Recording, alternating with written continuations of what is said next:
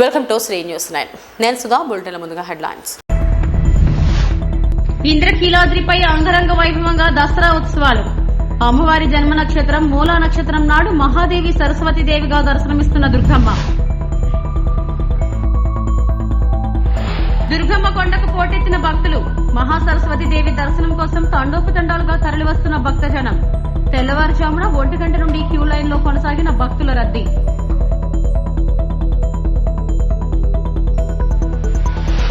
మధ్యాహ్నం 3 గంటలకు ఇంద్రకీలాద్రికి చేరుకోనున్న సీఎం.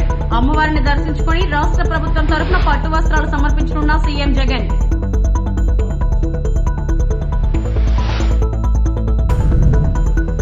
రాష్ట్ర విద్యాశాఖలో భారీ అవినీతి. ఐబీ సిలబస్ అమలు వెనుక కుంభకోణం. సీఎం జగన్ కు వ్యక్తిగతంగా భారీ లబ్ధి చేకూరిందన్న జనసేన. ఇంద్రకీలాద్రిపై శోభాయమానంగా జరుగుతున్న దసరా మహోత్సవాలలో 6వ రోజు శుక్రవారం ఎంతో విశిష్టమైన రోజు. అమ్మవారు జన్మించిన మూలా నక్షత్రం కావడంతో సరస్వతీదేవిగా భక్తులకు దర్శనమిస్తున్నారు. ఉత్సవాలు జరిగే అన్ని రోజులలో ప్రత్యేకత సంచరించుకునేది కూడా మూలా నక్షత్రం నాడే.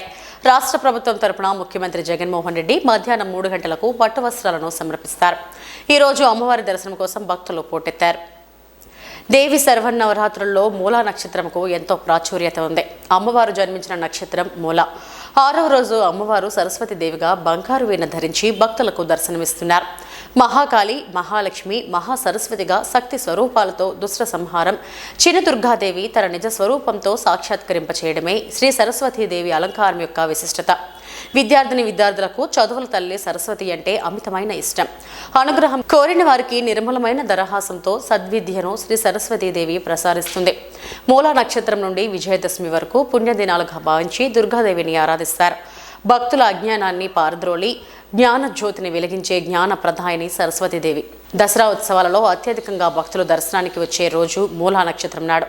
మూలా నక్షత్రం నాడు అమ్మవారిని దర్శించుకునేందుకు లక్షల్లో తరలివస్తారు. శుక్రవారం ఆపై మూలా నక్షత్రం కావడంతో భక్తుల సంఖ్య బాగా పెరిగే అవకాశం ఉంది. గురువారం అర్ధరాత్రి నుండే భక్తులు దర్శనానికి బారులు తీరారు. శ్రీమాత్రే నమః. శారదా శారదాంభోజ వదనా వదనాంబుజే సర్వదా సర్వదాస్మాకం సన్నిధిం క్రియాత్.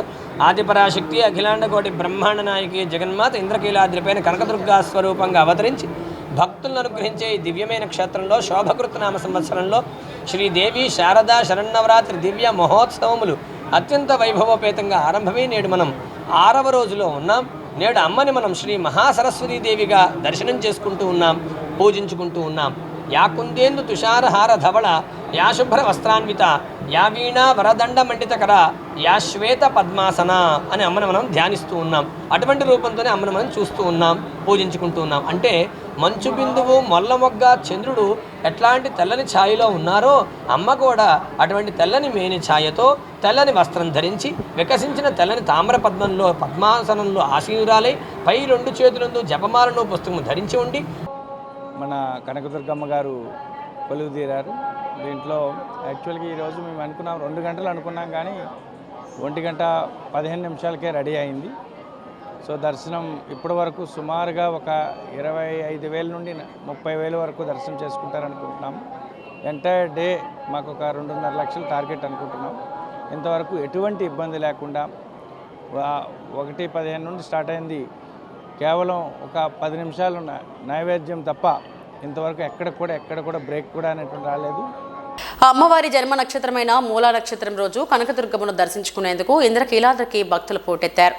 అర్ధరాత్రి నుంచి ఇంద్రకీలాద్రి పరిసర ప్రాంతాలు భక్తులతో కిటకిటలాడాయి. సరస్వతీదేవి అలంకారంలో భక్తులకు దర్శనమిస్తున్న అమ్మవారి కృప కటాక్షాల కోసం వేల మంది భక్తులు గురువారం పొద్దుపోయాక కొండకు చేరుకున్నారు. భక్తుల రద్దీతో వేకోజామున 1 గంటన్నర నుంచి దర్శనాలు ప్రారంభించారు. ఇంద్రకీలాద్రిపై దసరా ఉత్సవాలు వైభవంగా కొనసాగుతున్నాయి. ఉత్సవాల్లో భాగంగా 6వ రోజు కనకదుర్గమ్మ సరస్వతీదేవి అలంకారంలో భక్తులకు దర్శనమిచ్చారు. ఈ రోజు అమ్మవారి జన్మ నక్షత్రమైన మూలా నక్షత్రం కావడంతో దుర్గగుడికి భక్తులు పోటెత్తారు. వేకోజాము నుంచే బారులు తీరారు. క్యూ లైన్ల భక్తులతో కిక్కిరిసిపోయాయి. ఈ ఒక్కరోజే అమ్మవారిని 2 లక్షలకు పైగా భక్తులు దర్శించుకుంటారని అధికారులు అంచనా వేస్తున్నారు. మహాచండీదేవి అలంకార దర్శనాన్ని రాత్రి 11 గంటల 40 నిమిషాల్లో అనంతరం దర్శనాలు నిలిపివేశారు. రాజగోపురం వద్ద ఉన్న భక్తులను వెనక్కి పంపడంతో పోలీసులు భక్తుల మధ్య వాగ్వివాదం తోపులాట చోటు చేసుకున్నాయి. మూలా నక్షత్రం సందర్భంగా రాత్రి 1:30 నుంచి ఇంద్రకీలాద్రిపై దుర్గమ్మ దర్శనం ప్రారంభించారు. శుక్రవారం కావడంతో 2.5 లక్షల మంది భక్తులు దర్శనానికి వచ్చే అవకాశం ఉందన్నారు. 100 రూపాయలు, 300, 500 రూపాయల దర్శనం టికెట్స్ విక్రయాలు నిలిపివేశారు. రద్దీ కారణంగా వృద్ధులు, వికలాంగులకు ఏ విధమైన ఏర్పాట్లు చేయలేదు.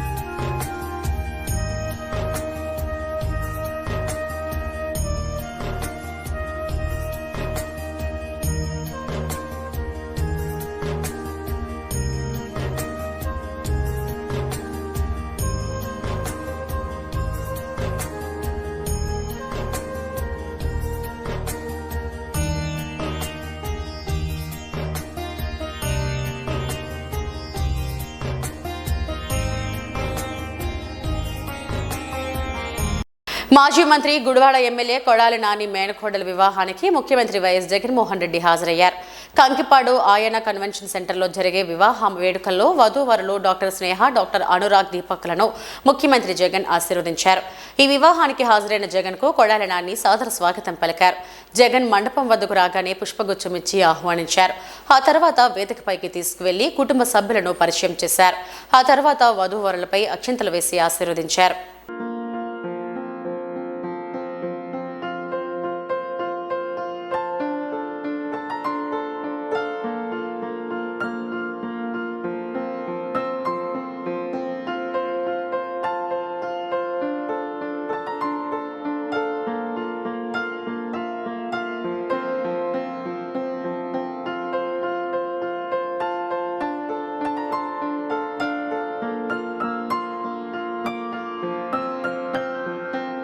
రాజమహేంద్రవరం కేంద్ర కారాగారంలో రిమాండ్ ఖైదీగా ఉన్న టీడీపీ అధినేత చంద్రబాబు అక్కడి నుంచే కుట్రలు చేస్తున్నాడని మంత్రి అంబటి రాంబాబు ఆరోపించారు.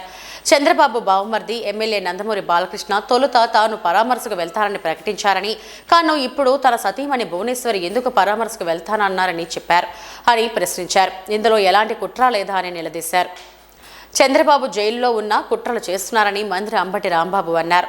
ములాఖతులలోనూ కుట్ర చేశారన్నారు. చంద్రబాబు అరెస్టు కారణంగా ఆవేదనతో మృతి చెందిన వారందరినీ తాను పరామర్శిస్తానని బాలకృష్ణ ప్రకటించారని, కానీ ఇప్పుడు భువనేశ్వరి ప్రశ్నించడం ఏమిటన్నారు. ఇది ములాఖతులో జరిగిన కుట్ర కాదా అని అన్నారు. బాలకృష్ణ పలకరించడం మొదలు పెడితే నారావారి నుంచి పార్టీ పోతుందని భయపడినట్లు ఉన్నారన్నారు. నందమూరి వారి మీద నారావారి కుట్రలు కనిపిస్తున్నాయన్నారు.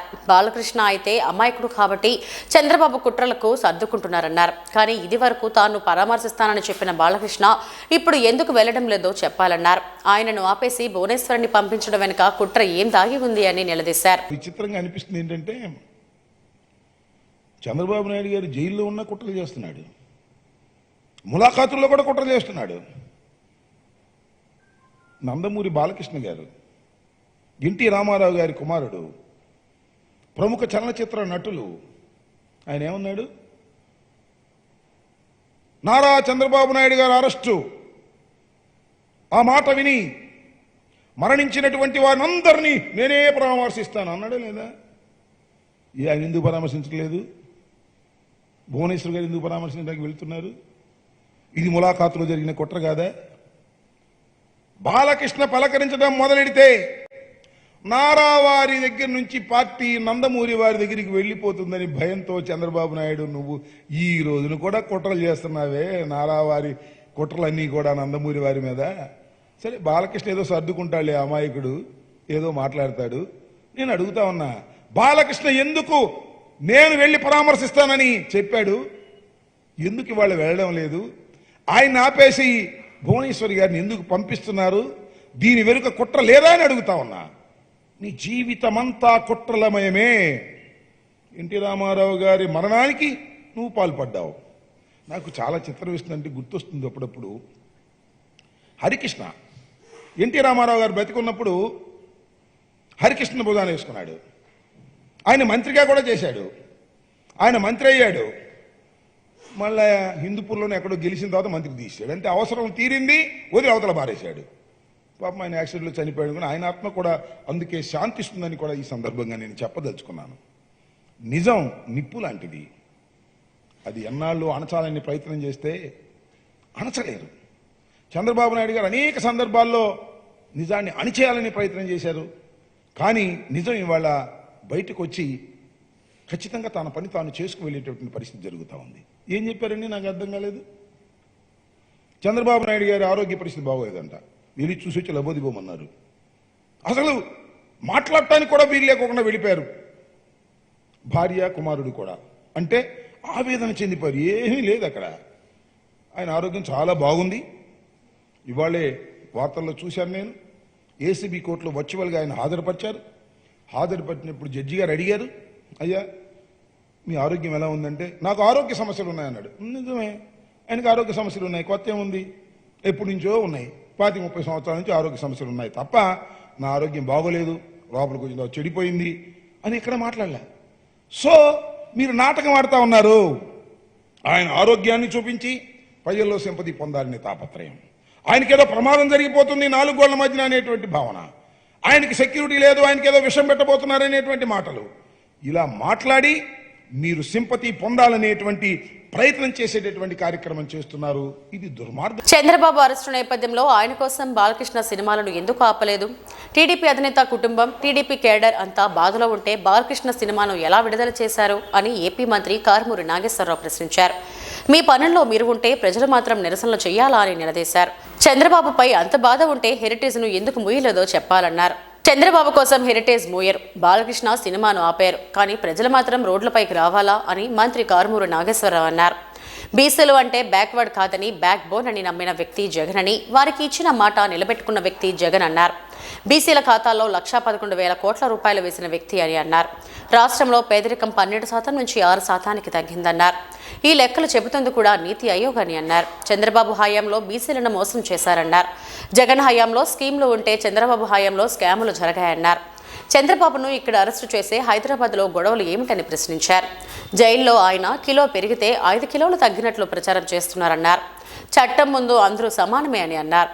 ప్రభుత్వ వ్యతిరేక ఓటు చీలనివ్వని పవన్ కళ్యాణ్ చెబుతున్నారని, కానీ జగన్కు వ్యతిరేక ఓటు ఎక్కడ ఉందో చెప్పాలన్నారు. బస్ యాత్ర ద్వారా జగన్ పాలనలో జరిగిన మంచిని ప్రజలకు వివరిస్తామన్నారు. చంద్రబాబు నాయుడిని తీసుకోండి. చంద్రబాబు నాయుడు గతంలో దోచుకో పంచుకో. ఈయన తీసుకున్న అప్పు తక్కువ, లబ్ధి చేకూరింది ప్రజలకు ఎక్కువ. ఇవాళ మరి ఒక రకంగా పేదరికం తగ్గించి ఏదైతే పోషకాహారాలు కరువై, విటమిన్లు కరువై ప్రజలు 24% ఉన్నది 8% తీసుకొచ్చిన ఘనత కూడా ఇందే. ఎంచేదంటే తిండి ప్రతి ఒక్కళ్ళు కూడా మంచి పౌష్టికాహారం తినాలని ఉంటుంది. స్తోమత సరిపోక ఏదో బతకడానికి తినే పరిస్థితిలో ఉండే రాష్ట్రంలో చాలామంది పేదరికం అట్టడుగున్న వాళ్ళకి ఇవాళ జగన్మోహన్ రెడ్డి గారు డైరెక్ట్ డీబీటీ ద్వారా కొట్టబట్టి పేదవానికి కూడా డబ్బులు పడి, ఎంచేదంటే ఈయన ఒకటి గమనించాలి, పార్టీలు, ప్రాంతాలు, కులాలు, మతాలు చూడకుండా ప్రతి ఒక్కరికి ఇస్తున్నారు. ఇవాళ ఆంధ్ర రాష్ట్రంలో జగన్మోహన్ రెడ్డి గారు పెద్దవాళ్ళకి మనవడు, తర్వాత వాళ్ళ కొడుకు, తర్వాత వాళ్ళకి తమ్ముడు, అన్నయ్య, మావయ్య అయిపోయాడు. కుటుంబంలో పెనవేసిపోయారు. ఇవాళ వీళ్ళదంతా కూడా ఈ ఇష్టాచారంగా బూతులు తిట్టి ఏదో రకంగా ఎడదీయాలని, ఈ ప్రజల నుంచి దూరం చేయాలని చూస్తున్నారు. కానీ వీళ్ళ వల్ల కాదు. ఇవాళ బీసీలకి, అలాగే ఎస్సీలకి, ఎస్టీలకి, మైనార్టీలకి ఏ ఒక్కరిని కూడా వదలకుండా ఆఖరికి అగ్రకుర్ణాల్లో ఉన్న అగ్రవర్ణాల కులాల్లో ఉన్న పేదవారికి కూడా, ఏదైతే రాజులు ఉన్నారో, ఏదైతే బ్రాహ్మణ్స్ ఉన్నారో, ఏదైతే కాపులు ఉన్నారో, ఏదైతే ఎలందొరలు ఉన్నారో, అందులో ఉన్న పేదవారికి కూడా డీబీటీ ద్వారా అందించే కార్యక్రమం చేస్తున్న ఈ జగన్మోహన్ రెడ్డి గారిని ఎవరు మర్చిపోతారు? ఇలాంటి కార్యక్రమాలు ఎవరైనా జరిగినాయా? ఈ చంద్రబాబు నాయుడు దాచుకో, దోచుకో, పంచుకో. భక్తుల అజ్ఞానాన్ని పారద్రోలి జ్ఞానజ్యోతిని వెలిగించే జ్ఞాన ప్రధాని సరస్వతీదేవిగా ఇంద్రకీలాద్రిపై కొలువైన జగన్మాత దుర్గమ్మ భక్తులకు దర్శనమిస్తుంది. సరస్వతీదేవి అలంకారంలో ఉన్న దుర్గమ్మను ఎన్టీఆర్ జిల్లాకు చెందిన పలువురు ప్రజాప్రతినిధులు దర్శించుకున్నారు. మాజీ మంత్రి, విజయవాడ పశ్చిమ ఎమ్మెల్యే వెల్లంపల్లి శ్రీనివాస్, వైసీపీ తూర్పు ఇన్ఛార్జ్ దేవినేని అవినాష్, మైలవరం ఎమ్మెల్యే వసంత కృష్ణ ప్రసాద్, విజయవాడ ఎంపీ కేశినేని నాని, పలువురు ఐఏఎస్ అధికారులు, ఐపీఎస్ అధికారులు దుర్గమ్మను కుటుంబ సమేతంగా దర్శించుకున్నారు. ఈ సందర్భంగా వారు మాట్లాడుతూ అమ్మవారి జన్మ నక్షత్రం రోజు దుర్గమ్మను దర్శించుకుంటే సకల భీష్టాలు నెరవేరుతాయని చెప్పారు. లక్షలాది మంది భక్తులు నేడు అమ్మవారిని దర్శించుకుంటారని పేర్కొన్నారు. జిల్లా యంత్రాంగం చక్కని ఏర్పాట్లు చేసిందని వెల్లడించారు.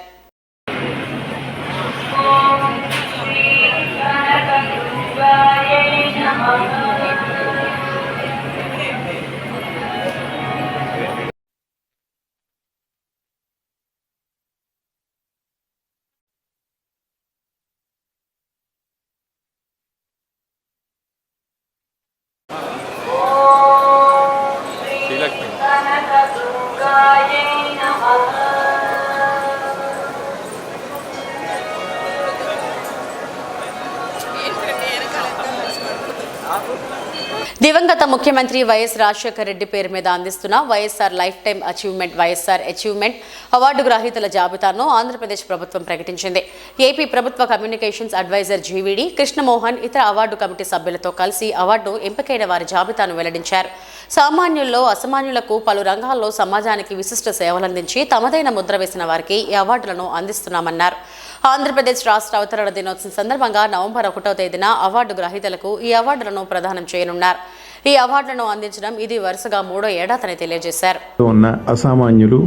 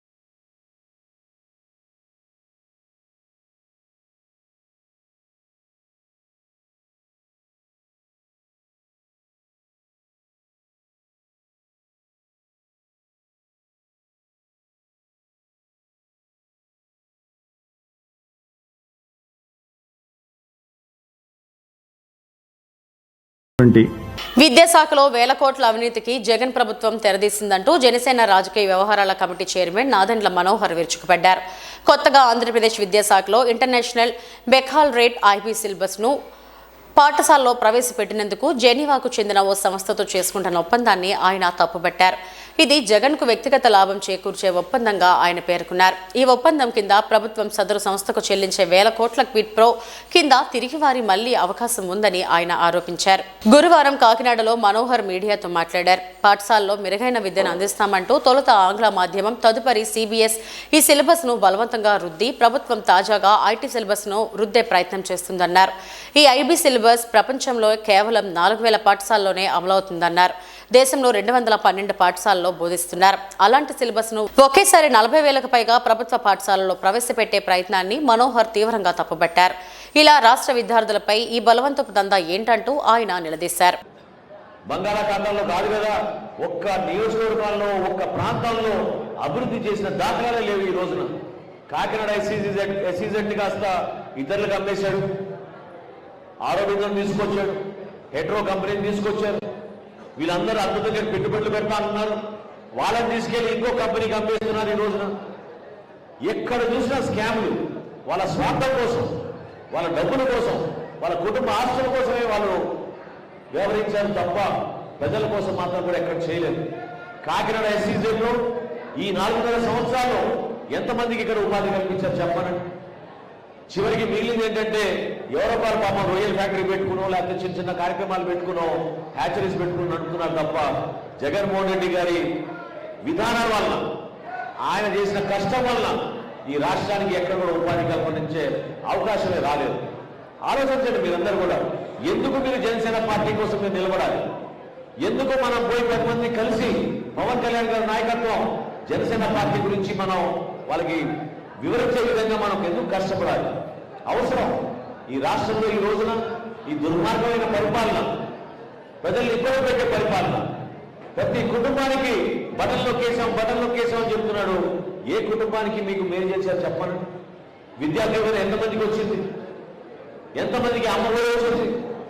ఎంతమంది రైతులకి రైతు బీమా పథకం కింద ఇచ్చారు చెప్పనండి? ఎక్కడైనా వ్యవసాయ పరికరాలు ఒకరికైనా ఇచ్చారో చెప్పనండి? పట్టణాల్లో ఎంతో మంది విద్యార్థులు చదువుకుంటుంటే వాళ్ళకి సరైన సరుకులు ఇచ్చారా, సరైన బ్యాగులు ఇచ్చారా, సరైన పుస్తకాలు ఇచ్చారా, సరైన విద్యా బోధన జరుగుతుందా చెప్పనండి? 3వ తరగతి చదువుతున్న విద్యార్థికి టోఫెల్ ఎగ్జామ్లు మాత్రం పెడతానని ప్రభుత్వ పాఠశాలలో ఈ ముఖ్యమంత్రి డబ్బులు వెచ్చిస్తున్నాడు. 3వ తరగతి చదువుతున్న విద్యార్థికి 44,000 ప్రభుత్వ పాఠశాలలు ఉంటే ఏ ప్రభుత్వ పాఠశాలలో వీళ్ళు అభివృద్ధి చేశారు చెప్పనండి? నిజంగా చాలా ఆశ్చర్యం చేసింది. ముస్లిం మైనార్టీ సోదరులు చాలా మంది వచ్చారు. ఈ రోజు మొన్న మచిలీపట్నంలో కూడా పవన్ కళ్యాణ్ గారికి వచ్చి వాళ్ళు వినతి పత్రం ఇచ్చుకున్నారు. ఈద్గా గురించి, అదేవిధంగా వాళ్ళకి శ్మశాన వాటికల గురించి, కబ్రస్థాన్ గురించి ఎక్కడ చూసినా సమస్యలే ఉన్నాయి. ప్రభుత్వం నుంచి స్పందించే మనుషులే లేరు. దేనికోసం మరి వీళ్ళకి 20,000, 25,000 ఓట్ల మెజారిటీ ఇచ్చి గెలిపించాం? ఏం చేశారు వాళ్ళు ఈ ప్రాంతానికి మీరు అర్థం చేసుకోవాలి. ఈ రోజున జనసేన పార్టీ అంకిత భావంతో ప్రతి ఒక్కరూ కూడా పవన్ కళ్యాణ్ గారి ఆశయ సాధన కోసం రాష్ట్రంలో ఒక మార్పు రావాలనే ఆలోచనతో క్షేత్రస్థాయిలో నిజాయితీగా పనిచేస్తున్నాం. మీరు కాకినాడ పట్టణంలో ఉన్న కమిటీ మొత్తం కూడా 50 డివిజన్లో ఉన్న ప్రతి డివిజన్లో పోటీ చేసిన కార్పొరేటర్లు కానివ్వండి, నియమితులైన అధ్యక్షులు కానివ్వండి, స్థానికంగా ఉన్న నాయకులు కానివ్వండి, మీరందరూ కూడా దయచేసి అర్థం చేసుకోండి. ఈ ఎలక్షన్లు చాలా ముఖ్యమైన ఎలక్షన్లు. పార్టీ కోసం మనం ఆర్నిషలు కృషి చేయాలి, గెలిపించుకోవాలి జనసేన పార్టీని. అభ్యర్థి ఎవరైనా సరే. రానున్న ఎన్నికల్లో వైఎస్ఆర్ కాంగ్రెస్ పార్టీని మరోసారి అధికారంలోకి తీసుకొచ్చే దిశగా ప్రతి ఒక్కరూ పనిచేయాలని ఎమ్మెల్యే వైసీపీ రీజనల్ కోఆర్డినేటర్ మర్రి రాజశేఖర్ అన్నారు. నవంబర్ 1 నుంచి జరగబోయే ఆంధ్రప్రదేశ్కు జగనే ఎందుకు కావాలి కార్యక్రమంపై నేతలు పార్టీ శ్రేణులకు దిశానిర్దేశం చేశారు. రాష్ట్రంలో సీఎం వైఎస్ జగన్మోహన్ రెడ్డి 52 నెలల పాలనపై అన్ని వర్గాల్లో ప్రజలు సంతృప్తి వ్యక్తం చేస్తున్నారని అన్నారు. సత్యనారాయణపురంలోని గాయత్రి కన్వెన్షన్ సెంటర్ నందు ఆంధ్రప్రదేశ్కి జగన్ ఎందుకు కావాలి అనే కార్యక్రమంపై వర్క్షాప్ రాష్ట్ర ప్లానింగ్ బోర్డు ఉపాధ్యక్షులు సెంట్రల్ ఎమ్మెల్యే మల్లాది విష్ణు అధ్యక్షతన జరిగింది. ఈ కార్యక్రమంలో ఎమ్మెల్యే మర్రి రాజశేఖర్ ముఖ్య అతిథిగా పాల్గొని ప్రసంగించారు. నవంబర్ 1 నుంచి జరగబోయే ఆంధ్రప్రదేశ్కి జగన్ ఎందుకు కావాలి కార్యక్రమంపై నేతలు పార్టీ శ్రేణులకు దిశానిర్దేశం చేశారు. రాష్ట్రంలో సీఎం వైఎస్ జగన్మోహన్ రెడ్డి 52 నెలల పాలనపై అన్ని వర్గాల్లో ప్రజలు సంతృప్తి వ్యక్తం చేస్తున్నారని, సంక్షేమ పథకాలతో తమ జీవితాల్లో వెలుగును నిండాయని సంతోషంగా చెప్తున్నారన్నారు. విప్లవాత్మక సంస్కరణలతో సీఎం వైఎస్ జగన్మోహన్ రెడ్డి అందిస్తున్న సుపరిపాలనను క్షేత్రస్థాయిలో ఇంటింటికి వివరించాలన్నారు. ప్రతి ఒక్కరితో ముఖాముఖి నిర్వహించి పార్టీ బలోపేతానికి కృషి చేయాలన్నారు. ఇప్పటికే గడప గడపకు మన ప్రభుత్వం కార్యక్రమం ద్వారా ప్రతి కుటుంబానికి చేరువయ్యామని, ఇదే స్ఫూర్తితో బస్సు యాత్ర, ఆంధ్రప్రదేశ్కు జగనే ఎందుకు కావాలి కార్యక్రమాలను విజయవంతం చేసే బాధ్యత కార్యకర్తల భుజస్కంధాలపై ఉందన్నారు. రానున్న 5 నెలలు అత్యంత కీలకమని, పేదలకు పెత్తందారులకు మధ్య జరుగుతున్న యుద్ధంలో పేదల తరపున నిలబడిన సీఎం జగన్మోహన్ రెడ్డిని గెలిపించుకోవాల్సిన బాధ్యత మనందరిపై ఉందని చెప్పారు. ఏ విధంగా పనిచేయాలి అనే దాని మీద మనందరికీ కూడా కొద్ది రోజుల క్రితం దశ దిశ నిర్దేశించడం జరిగింది. మొదట్లో గడప గడపకి మన కార్యక్రమం అనుకున్నాం. ఆ కార్యక్రమం 96 సచివాలయాలకి 87 సచివాలయాలు కంప్లీట్ చేసుకున్నాం. మీరందరూ కూడా కలిసి, మా అందరూ కూడా కలిసి ఒక టీం లాగా, జగన్ టీం లాగా గడప గడపకి వెళ్ళినటువంటి సందర్భంలో బ్రహ్మాండంగా సక్సెస్ అయింది. గడప గడపకి మన ప్రభుత్వ కార్యక్రమం గౌరవ ముఖ్యమంత్రి గారు ఆదేశించారు. ఎప్పటికప్పుడు ఆలోచనలు మారుతూ ఉంటాయి. పార్టీ క్షేత్రస్థాయిలో ఉన్నటువంటి పరిస్థితులను గుర్తుపెట్టుకుని మనల్ని మోటివేట్ చేస్తూ రేపు ఏం చేయాలి పార్టీ పరంగా అనే దాని మీద ఈరోజు వీరిద్దరు కూడా ఇక్కడికి రావడం జరిగింది. ప్రధానమైనటువంటి కార్యక్రమం ఏంటంటే బస్సు యాత్ర ఒకటి 26వ తారీఖు నుంచి ప్రారంభం అవుతుంది. ఆ బస్సు యాత్ర కొద్ది రోజులు తర్వాత మన దగ్గరికి వస్తుంది. ప్రస్తుతం అయితే తెనాలి, అవలిగడ్డ లేదా నందిగామ. దేశవ్యాప్తంగా దసరా సంబరాలు అంబరాన్ని అంటుతున్నాయి. ఏపీలో రెండో అతిపెద్ద దేవాలయంగా విరాజిల్లుతున్న బెజవాడ కనకదుర్గమ్మ దేవస్థానంలో దేవీ నవరాత్రి మహోత్సవాలు వైభవంగా కొనసాగుతున్నాయి. ఇక రాష్ట్ర ముఖ్యమంత్రి వైఎస్ జగన్ ఈ రోజు మధ్యాహ్నం దుర్గమ్మకు ప్రభుత్వం తరపున పట్టు వస్త్రాలు సమర్పించనున్నారు. ఈ క్రమంలో నిన్న సాయంత్రం దుర్గగుడిపై సీఎం కాన్వాయ్ ట్రయల్ రన్ నిర్వహించారు. సీఎం స్పెషల్ సెక్యూరిటీ ఫోర్స్ దుర్గగుడి ప్రాంగణంలోని అనువరును పర్యవేక్షించారు. ముఖ్యమంత్రి అమ్మవారికి పట్టు వస్త్రాలు సమర్పించనున్న నేపథ్యంలో సామాన్య భక్తులకు అమ్మవారి దర్శనంలో ఎటువంటి ఇబ్బందులు తలెత్తకుండా అధికారి యంత్రాంగం అన్ని చర్యలు చేపట్టారు.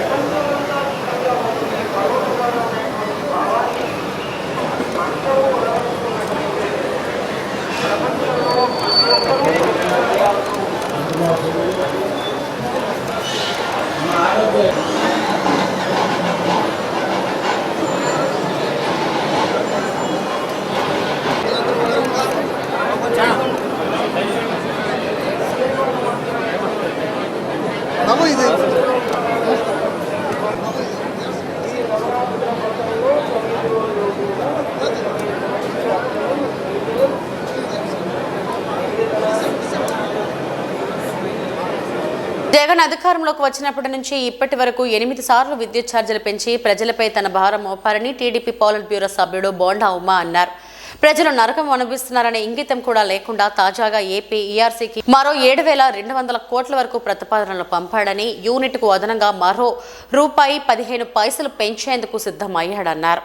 జగన్ ముఖ్యమంత్రి అయినప్పటి నుంచి నేటి వరకు అంటే 4.5 ఏళ్లలో వివిధ రూపాల్లో ప్రజలపై 64,388 కోట్ల విద్యుత్ ఛార్జీల భారం మోపాడని టీడీపీ పోలిట్ బ్యూరో సభ్యుడు బోండా ఉమా అన్నారు. చంద్రబాబు 5 ఏళ్ల సీఎంగా ఉన్న గతంలో ఏనాడో ప్రజలపై పైసా భారం మోపలేదన్నారు. ప్రజలపై భారం వేయకుండా వారికి నాణ్యమైన విద్యుత్తును కోతలు లేకుండా అందించి రాష్ట్రాన్ని కూడా మిగులు విద్యుత్ ఉత్పత్తిలో నిలిపాడన్నారు. ఏపీ ప్రజలకు దసరా పండుగ కానుకగా జగన్ ఒక్కో యూనిట్కు అదనంగా ₹15 పెంచబడుతున్నాడన్నారు. ముఖ్యమంత్రి దసరా మామూళ్లు కొట్టేస్తూ ప్రజలకు మాత్రం దమ్మిడి మిగలకుండా చేస్తున్నాడన్నారు. జగన్ అధికారంలోకి వచ్చాక 2020లో ఒక్కో యూనిట్పై 90 పైసలు పెంచి 1,300 కోట్ల భారం వేశాడన్నారు. ఆ తర్వాత 2024లోనే కరెంటు స్లాబ్లు మార్చి నేరుగా ప్రజలపై మరో 1,500 కోట్ల భారం వేశాడన్నారు. 2021లో ప్రతి కిలోవాట్కు అదనంగా ₹10 పెంచడం వల్ల 3,542 కోట్ల భారం పడిందన్నారు. చంద్రబాబు నాయుడు గారు ముఖ్యమంత్రిగా ఉన్నప్పుడు కరెంట్ ఛార్జీల మీద ఏ ఒక్కరోజు కూడా ₹1 కరెంట్ ఛార్జీలు పెంచినటువంటి ప్రభుత్వం చంద్రబాబు గారి ప్రభుత్వం. జగన్మోహన్ రెడ్డి ప్రభుత్వం వచ్చింది. ఇప్పటికీ 64,388 కోట్ల రూపాయలు ఇప్పటికీ వివిధ రూపాల్లో ప్రజల మీద భారాలు మోపారు. దీంట్లో కరెంట్ ఛార్జీలు పెంచిన కరెంట్ ఛార్జీల రూపంలో డైరెక్ట్ కన్జ్యూమర్కి ఎఫెక్ట్ వచ్చినటువంటి ఛార్జీలు 2020లో యూనిట్ ధర 90 పైసలు పెంచి 1,300 కోట్ల రూపాయలు భారం వేశారు. అలాగే 2020లో స్లాబులు మార్చి కరెంటు స్లాబులు ఈ వార్తలు ఇంతటితో సమాప్తం. నమస్తే.